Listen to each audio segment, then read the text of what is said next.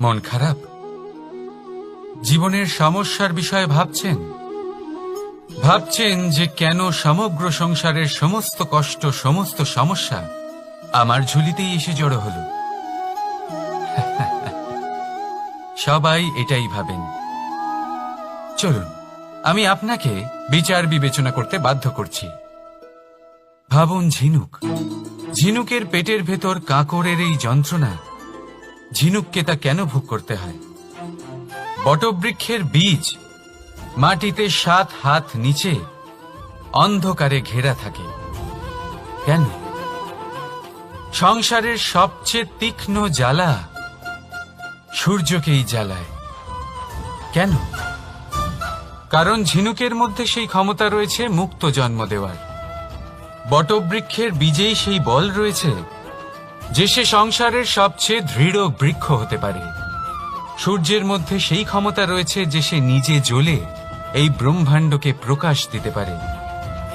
সেজন্য জীবনে যখনই বিপদ আসবে, সমস্যা আসবে, তখন নিজেকে বোঝান যে প্রকৃতি আপনাকে এই জন্য চয়ন করেছে, কারণ প্রকৃতি এটাই ভাবে যে এই পরিস্থিতিতে সর্বশ্রেষ্ঠ ফলাফল আপনি বের করতে পারবেন।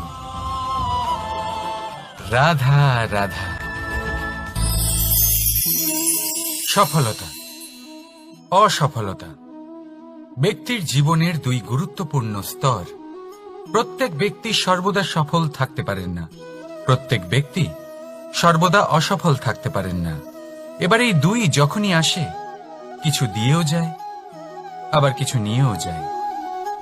যখন অসফলতা আসে, তখন তা আপনাকে সাহস দেয়, আপনাকে ধৈর্যশীল বানায়, আপনার মনোবল বাড়িয়ে তোলে, কিন্তু আপনার প্রসন্নতা নিয়ে যায়। যখন সফলতা আসে, তখন তা আপনাকে প্রসন্নতা দেয়, বিশ্বাস দেয়, বিনম্রতা নিয়ে যায়। এবার অসফল হবার পরে ধৈর্যশীল হওয়া, এই সাহস জাগিয়ে তোলা, তাও বলা যায় সরল। কিন্তু সফল হবার পরে বিনয়ী থাকা সব থেকে কঠিন। কিন্তু ততটাই গুরুত্বপূর্ণ হলো বিনয়ী থাকা। যখনই জীবনে আপনার সাফল্য আসবে, নিজের মনকে সংযত রাখুন, বিনম্রতাকে যেতে দেবেন না। যদি এরকম হয়, তাহলে সেই সাফল্য শিশিরের ফোঁটার মতো লুপ্ত হয়ে যাবে। রাধা রাধা। আমরা কর্ম করি, আর সেই কর্ম অনুসারে আমাদের তার ফল প্রাপ্ত হয়।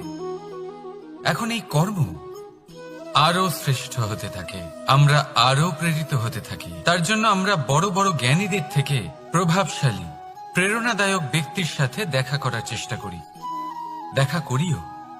নিজের কর্মের বিষয়ে বিচার করি, আলোচনা করি, তাই তো? কারণ আমাদের কাজ দেখে তাতে বিশেষ মতামত সামনে থাকা ব্যক্তি দিতে পারে। কিন্তু এই পুরো চক্রতে সংসারের সব থেকে গুরুত্বপূর্ণ ব্যক্তির সাথে কথা বলতে আমরা ভুলেই যাই। আপনি কি জানেন সংসারের সব থেকে গুরুত্বপূর্ণ ব্যক্তি কে? স্বয়ং আপনি।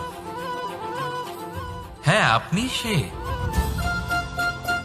আপনি জীবিত আছেন, তাই এই সংসার জীবিত আছে। আপনি হলেন আপনার সমস্ত কর্মের কেন্দ্র। তাই এবার থেকে প্রতিদিন একটু সময় নিজের জন্য বের করে নিজের সাথে কথা বলুন। নিজেকে বুঝুন, নিজের কর্মকে বুঝুন।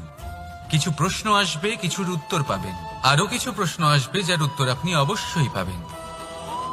কিন্তু এটা করবেন অবশ্যই, নয়তো আপনি এই সংসারের সব থেকে গুরুত্বপূর্ণ ব্যক্তির সাথে দেখা করার সুযোগই হারিয়ে ফেলবেন।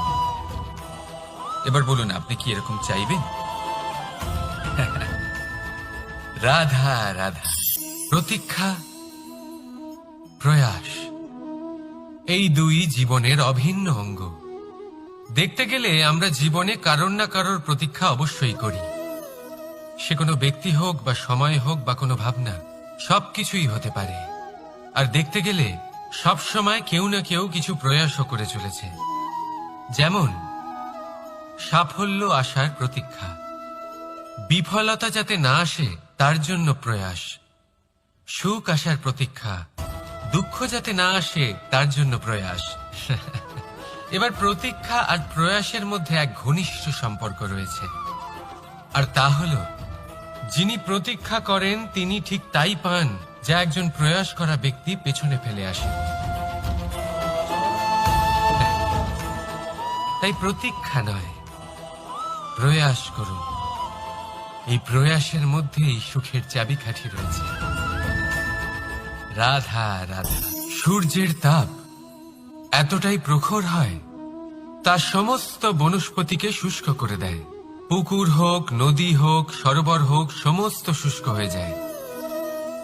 কিন্তু আপনি কখনো শুনেছেন সূর্যের তাপে সমুদ্র শুকিয়ে গেছে? এমন কখনোই হয় না। আর এর পিছনেই লুকিয়ে রয়েছে এক অমূল্য জীবনের শিক্ষা। সমুদ্রের মতো নিজেকে ধৈর্যশীল করে তুললে, নিজেকে সংযমী করে তুললে সূর্যের তাপ আপনার কোনো ক্ষতি করতে পারবে না।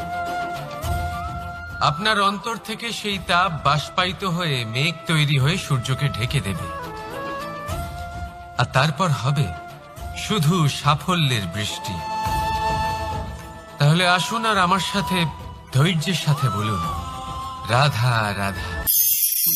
ব্যক্তি সাফল্য পাওয়ার জন্য প্রথমে লক্ষ্য স্থির করে, তারপর পরিকল্পনা করে, তারপর পথে চলে।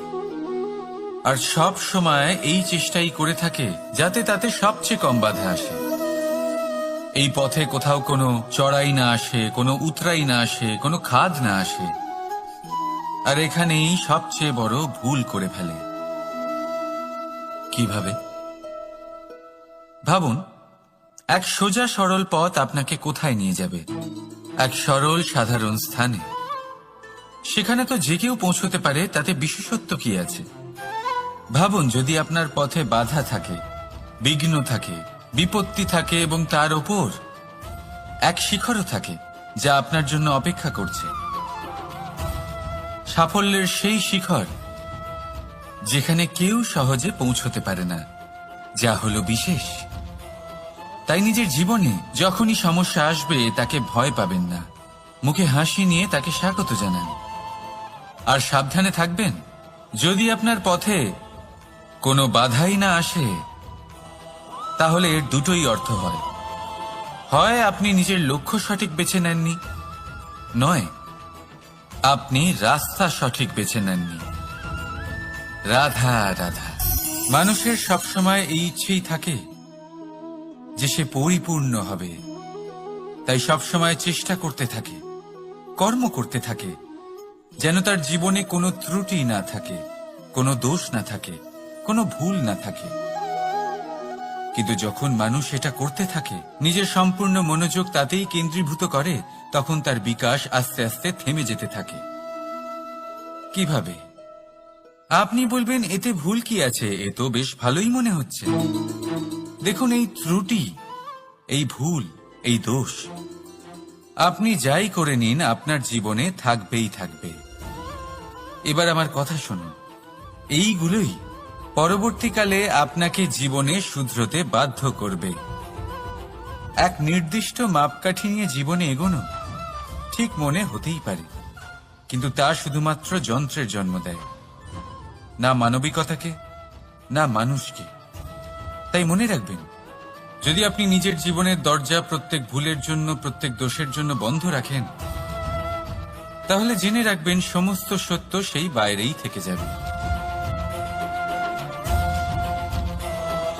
এই ভুল, এই দোষ, এই ত্রুটি হলো সেই যা আপনাকে জীবনের বিষয়ে, প্রয়াসের বিষয়ে, কর্মের সত্যির বিষয়ে জানতে সাহায্য করবে।